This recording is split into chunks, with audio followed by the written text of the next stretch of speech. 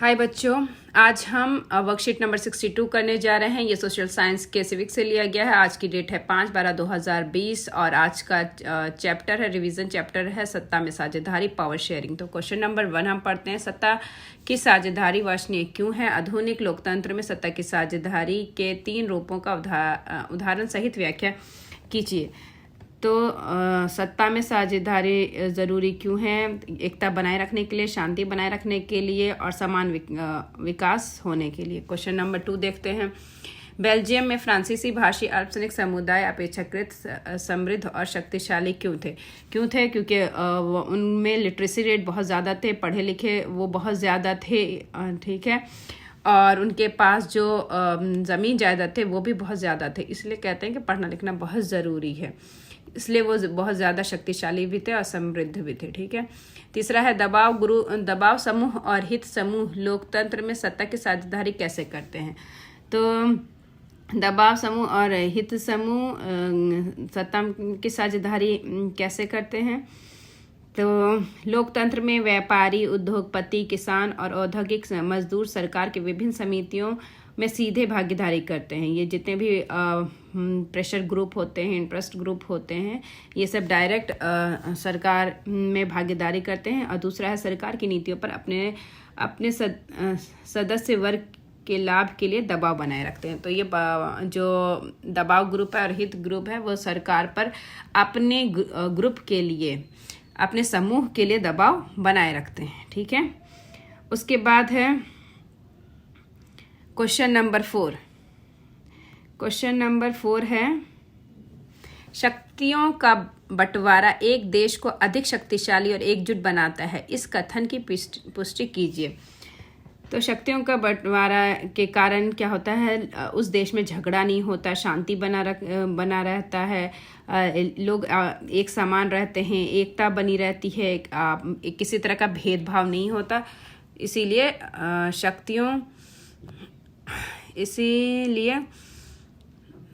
Question number 4 के शक्तियों का बंटवारा एक देश के लिए अधिक शक्तिशाली और एकजुट बनाता है, ठीक है। क्वेश्चन नंबर 5 देखते हैं। क्वेश्चन नंबर 5 क्या है? क्षेत्रीय और सांस्कृतिक विविधताओं को समाजित करने के लिए बेल्जियम सरकार द्वारा अपनाए गए किन्हीं तीन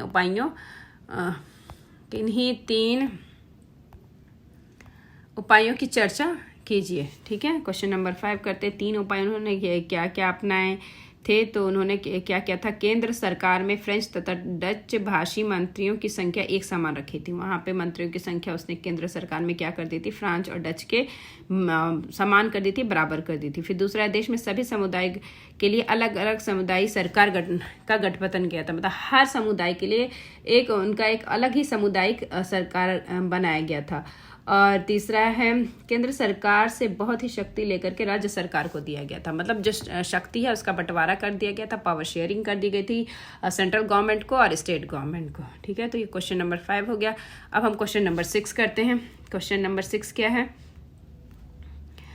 क्वेश्चन नंबर 6 है बहुसंख्यावाद ने श्रीलंकाई तमिल के बीच अलगाव की भावना को बढ़ा दिया, व्याख्या कीजिए। अब ये कैसे बढ़ा दिया ये हम देखते हैं। तो कैसे बढ़ा दिया अलगाव की भावना? 1956 में सिन्ही भाषा को एकमात्र आधिकारिक भाषा का दर्जा दे दिया गया। मतलब एक ही लैंग्वेज वहाँ का बना दिया गया कि यही क्या होगा? राष्ट्रीय भाषा होगा। जबकि हमारे भारत में कोई भी जो लैंग्वेज है वो राष्ट्रीय भाषा नहीं है, आधिकारिक लैंग्वेज नहीं है। ऑफिशियल लैंग्वेज ज़रूर है लेकिन नेशनल लैंग्वेज नहीं है। ये बस ये सारी चीज़ें इसीलिए की जाती है ताकि देश में एकता बनी रहे। तो वहाँ तमिल में ये ऐसा नहीं किया गया। सिन्हीली जो लोग थे, सिन्हाला जिसे इंग्लिश में कहते हैं, उनकी जो भाषा थी सिन्हीली भाषा, उसको क्या किया गया? 1956 में एक आधिकारिक भाषा दे दिया गया, ठीक है। फिर दूसरा क्या किया, श्रीलंका में एक कानून के द्वारा बौद्ध धर्म को संरक्षण प्रदान किया गया। और वो सिन्हाला लोग जो थे वो बौद्ध धर्म को मानते थे, तो उनको एक अलग से संरक्षण प्रदान किया गया। ठीक है। और तीसरा, सरकारी नौकरी तथा विश्वविद्यालय में प्रवेश के लिए सिन्ही भाषा लोगों को प्राथमिक दी गई। और कहीं भी अगर उन्हें जॉब लेनी हो या कहीं एडमिशन लेना हो तो उसके लिए उनको प्रेफरेंस दिया गया कि अगर वो सिन्हीली है तो उसे पहले दे दी जाएगी जॉब, और अगर वो तमिल है तो उसे बाद में जॉब मिलेगी। तो यही कारण था श्रीलंका में तमिलों के बीच में अलगाव की भावना, कि उन्हें ऐसा लगता था कि हमारा तो कोई इस देश में महत्व ही नहीं है। ठीक है। फिर क्वेश्चन नंबर हम 7 देखते हैं। क्वेश्चन नंबर 7 है, उन तरीकों की तुलना कीजिए जिनके द्वारा बेल्जियम और श्रीलंका में सांस्कृतिक विविधताओं का सामना किया। ठीक है। तो कैसे किया बेल्जियम ने? बेल्जियम में सांस्कृतिक विविधताओं का सम्मान करने के लिए सत्ता की साझेदारी को अपनाया गया। ठीक है। केंद्र सरकार से शक्तियां लेकर के राज्य सरकार को दे दी गई और समुदाय सरकार का गठन किया गया। एक कम्युनिटी गवर्नमेंट बनाई गई, एक समुदाय सरकार बनाया गया। दूसरा, जो सेंट्रल गवर्नमेंट की पावर्स जो है वो आधी पावर्स लेकर के स्टेट गवर्नमेंट को दे दिया गया, है ना। ये किया गया। जबकि श्रीलंका में क्या किया था, श्रीलंका में जो बहुसंख्यक थे, जो मेजोरिटी थे, उन्हीं की सारी चीज़ें की जा रही थी। उन्हीं का जो लैंग्वेज था उसको नेशनल लैंग्वेज रखा गया, ऑफिशियल लैंग्वेज रखा गया, और हर जगह उन्हें ये प्रेफरेंस दिया जाने लगा कि इनको पहले जॉब मिलेगी। तो यही एक कारण था कि वहाँ पे देश विभाजित के कगार पे पहुँच गया और गृह युद्ध जैसा वहाँ पे माहौल बन गया, बल्कि उनको गृह युद्ध का सामना करना पड़ा।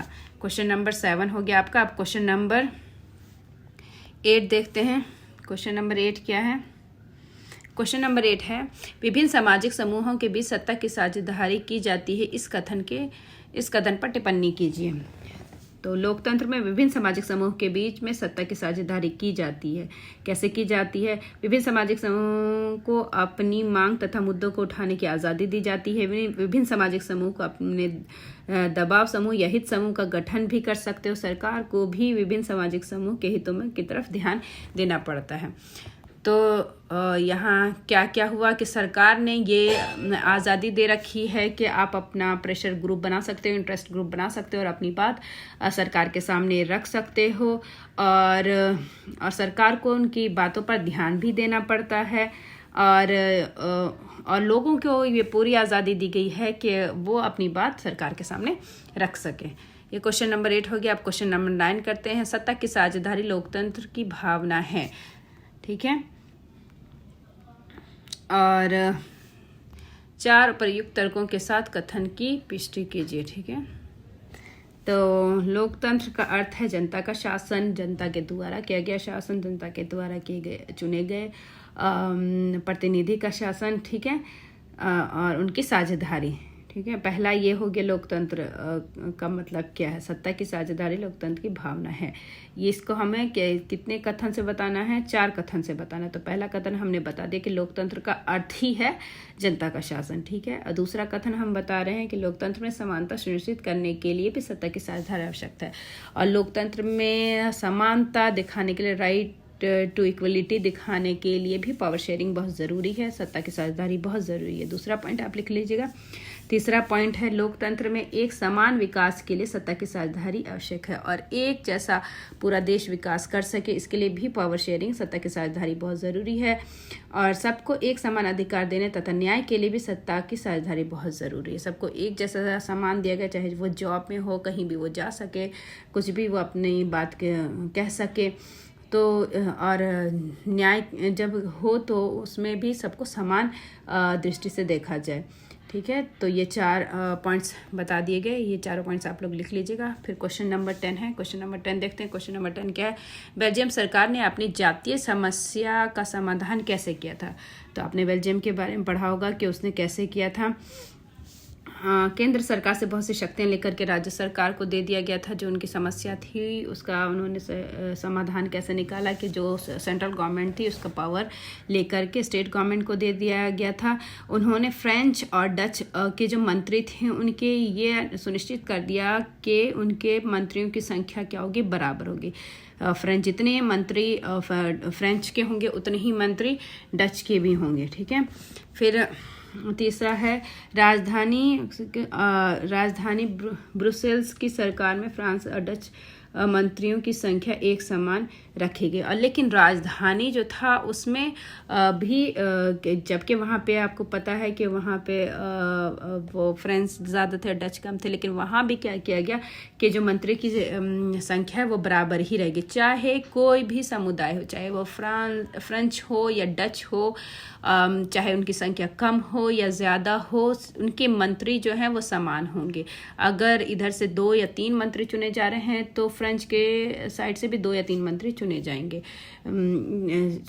ये ऐसा उन्होंने एक वहाँ पे एक रूल बना दिया था, एक कानून बना दिया था। और फिर चौथा है देश में सभी समुदाय के लिए अलग अलग सामुदायिक सरकार बनाया गया, तो एक अलग से कम्युनिटी गवर्नमेंट उन्होंने बनाया था। तो ये क्वेश्चन नंबर 10 हो गया।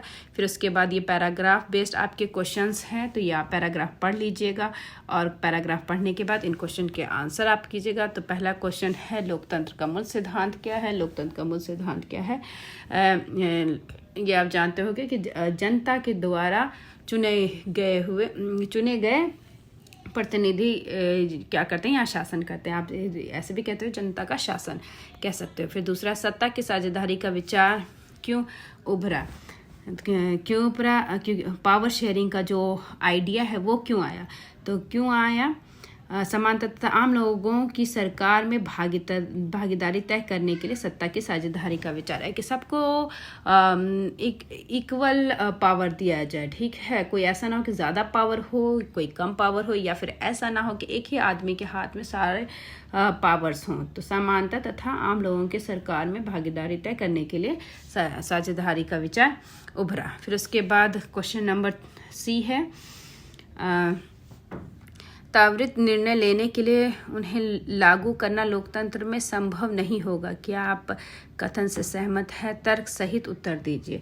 आप बताइए कि आप इससे सहमत हो या नहीं हो। तो ये सही है, ये हम बिल्कुल इससे सहमत हैं कि लोकतंत्र में त्वरित निर्णय नहीं लिए जाते तथा समय अधिक लगता है। कोई भी आप अगर लोकतंत्र में देखोगे, डेमोक्रेसी में देखोगे कि किसी चीज़ का भी हमें निर्णय लेना होता है तो उसमें बहुत टाइम लगता है ना। तो क्योंकि सारे मंत्री होते हैं, सबको सब उस बात पे एग्री हैं तभी कोई बिल पास होगा, ठीक है। पहले लोकसभा से होगा, फिर राज्यसभा से होगा। तो कोई भी जो निर्णय लेते हैं उसमें बहुत समय लगता है, क्योंकि उसमें सारे लोग तथा संस्थाएं शामिल होती हैं। लेकिन जो भी रिज़ल्ट अगर इतना सोच समझ करने के बाद आता है तो वो रिज़ल्ट क्या होता है, सही होता है, क्योंकि वो बहुत सारे लोग उसको मिलकर लेते हैं तो वो रिज़ल्ट क्या होता है, सही होता है, ठीक है। तो हम इससे एग्री हैं, हम इसे सही मानते हैं, ठीक है।